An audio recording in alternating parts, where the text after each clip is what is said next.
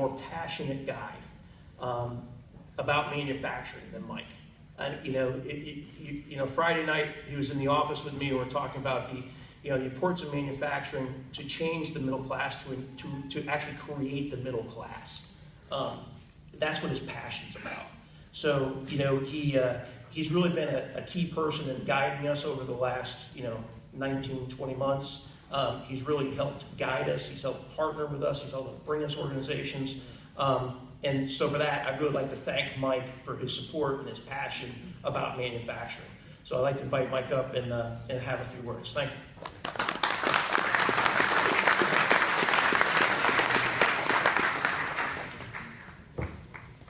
I know I wasn't a barber chair. I didn't remember hanging up on you, but I think I did. I think I did. But let me say, the reason why I continued to talk with him is because he made sense.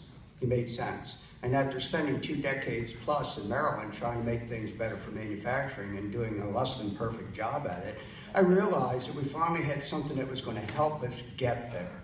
And I'm going to say help because we have a lot more work to do. But before I get into this, I want to go back to the mayor and say, Mayor, I know you talked about your city. Baltimore is our city. Baltimore is the heart of Maryland. It really is.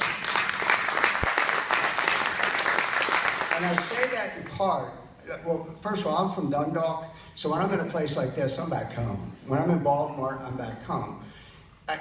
Because as I give my remarks, I'm going to talk about what's represented by manufacturing and who benefits by it. And I think as we think about Baltimore, we know that there's a great opportunity for well-being for so many people if we would just bring back manufacturing.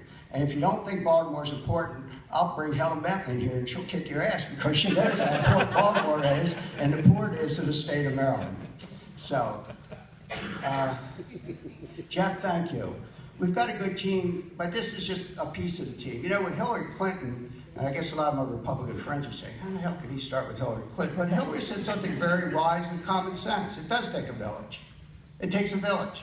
What it means is it takes all of us working together in the right way to make the right thing happen at the right time. My phrase is better together.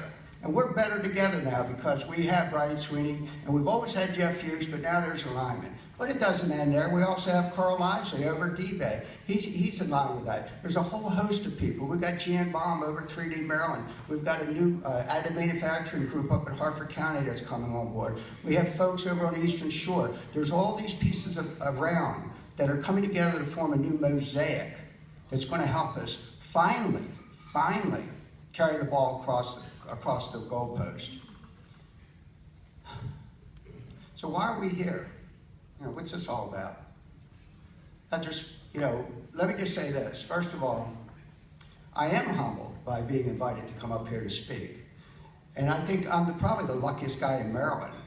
Not because I have an opportunity tonight to say, hey, my friend Paul Reed Smith's going to be up here, you're going to love him, or my good friend Steny Hoyer is going to be up here. Those are all really wonderful things, personally, to be able to share in. But the most significant thing that makes me the luckiest guy is the fact that the men and women in this room and the men and women across Maryland for the last 2 decades have allowed me to be their voice for the hope for their industry.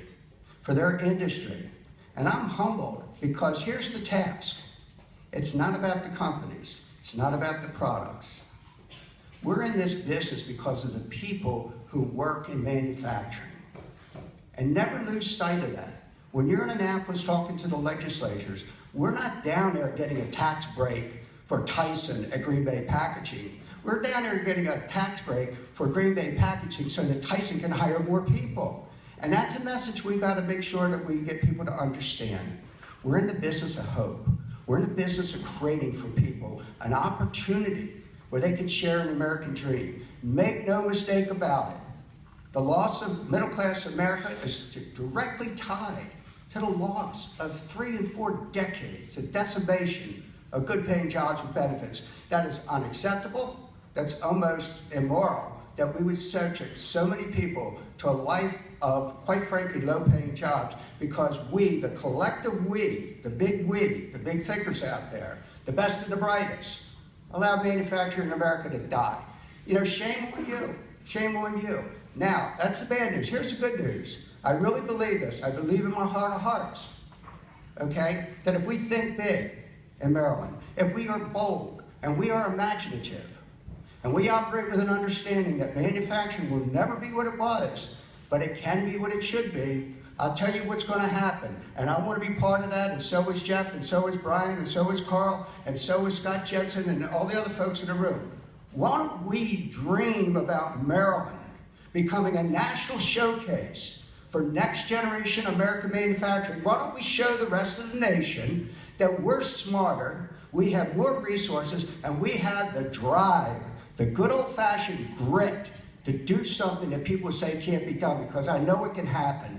We can't just be number one in the country in R&D, which we are, and invention. We create all this stuff, but we don't make it here. And I'm saying tonight, this ought to be about making it in Maryland, is about ensuring that we create and build manufacturing in Maryland. It's inexcusable for us not to do that. So my message, quite frankly, is we have an opportunity to do something that's never been done before in this country.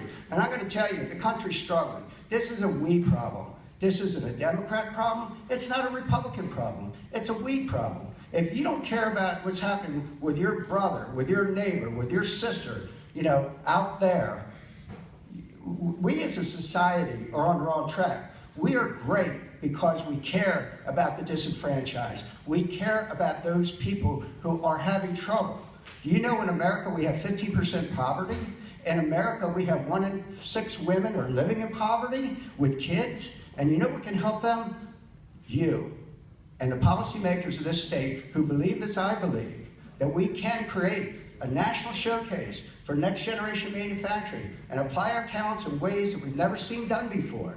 This is our man on the moon opportunity to do something significant, to do something that will have broad-based impact and can show the nation and help President Obama, quite frankly, create a legacy in manufacturing that's going to make a difference for millions of Americans who right now need to have that pathway from poverty to prosperity.